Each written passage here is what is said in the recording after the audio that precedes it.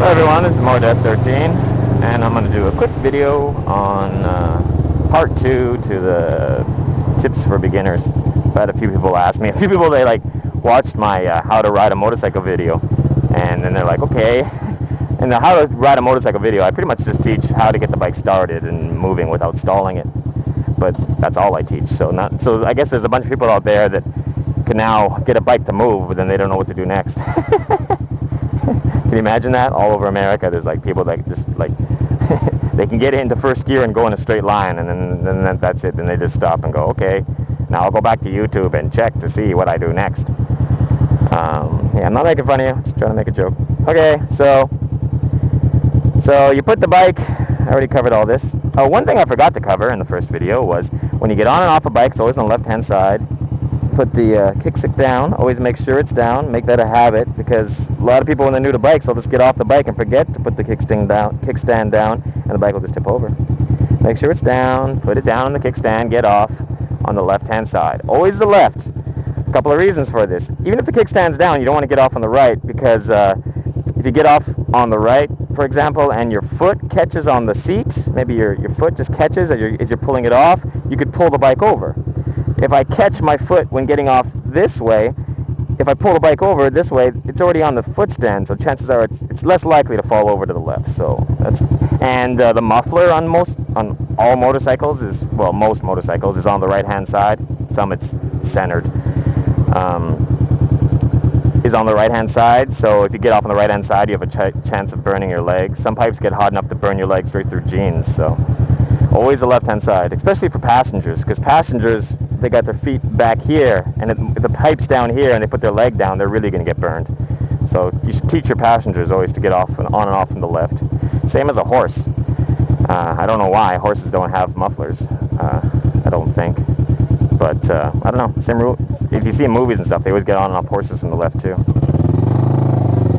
So okay,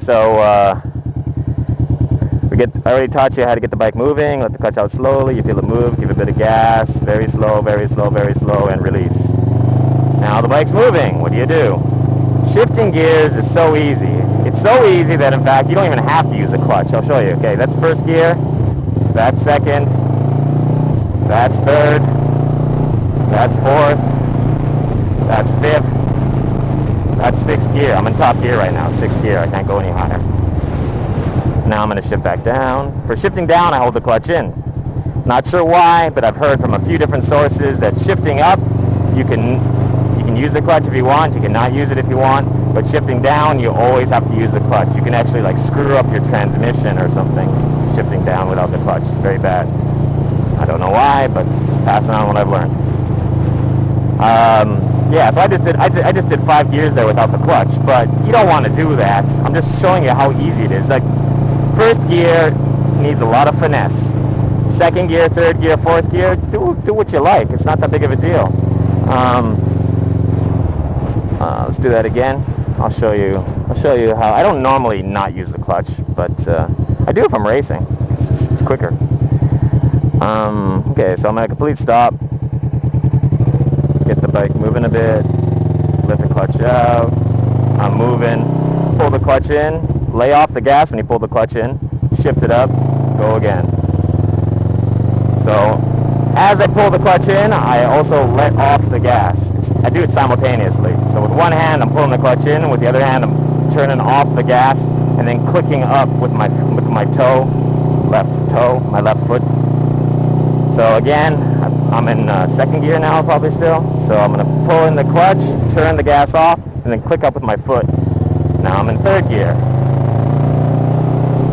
Pull in the clutch, turn off the gas. You can hear the RPMs go off. The bike's just rolling. Push up, let it out smoothly. If I don't let it out smoothly, it doesn't really matter. The only problems you can have with shifting is if you're in the wrong gear and you try to shift, like if you're in high RPMs and you shift down, that's going to make it go jump into even higher RPMs, which you might not be able to do. Like if you're up near red line and you shift down, it's going to lock up the rear tire. Is that very dangerous to do? So-so. You want me to do it for you? Okay, I will.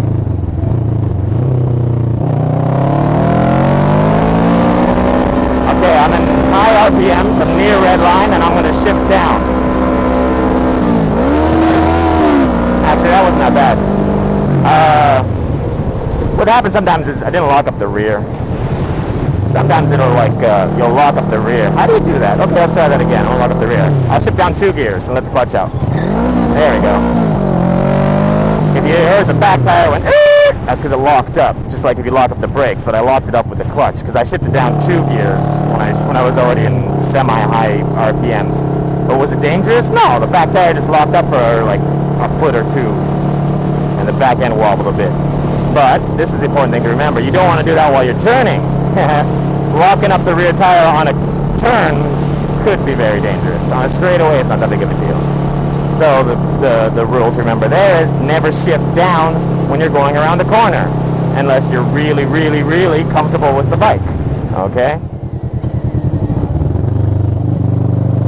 Like if you really know what's going to happen when you shift down, if you're like 110% positive, then yeah, I guess you can do it. But that takes like a few, at least I don't know. Well, it takes a few years of experience and a few thousand kilometers of experience with that specific bike that you're doing it with. But the general rule is never shift down on a corner. Shift down before you get to the corner and then accelerate through the corner, because you actually have best traction when slightly, and the key word there is slightly accelerating throughout a corner. All the way through a turn, you're supposed to be accelerating slightly. So the way to do that is to brake before the corner, shift down, and then as you enter the corner, accelerate throughout it. That wasn't a good example because I wasn't really doing the right speeds for this kind of a turn. But yeah. So yeah, shifting up is not that big of a deal. Just you don't even have to pull the clutch in all the way. You can just pull it in a little bit and click up. I just did it there. My hand just then when I let off the throttle, I didn't let off the throttle all the way either. I just kind of closed it a little bit. It's like this. It's just like clutch in and gas off. It's like that. Clutch in, gas off. Clutch in, gas off. Shift, shift, shift. That's what it looks like. Hope you can see that. Yeah, let me do that again to make sure it's in the camera view. Okay, when you're shifting, you pull the clutch in, you lay off the gas, and you shift with your foot by shifting up, so it looks like this. Clutch in, gas off, and then shift up with your foot. Shift, shift, shift, shift, like that. It's just quick with the throttle off, pull the clutch in quickly. You don't have to be that smooth, because once the bike's out of first gear, the other gears are easy. And I'm repeating myself too much now, so I'm signing off.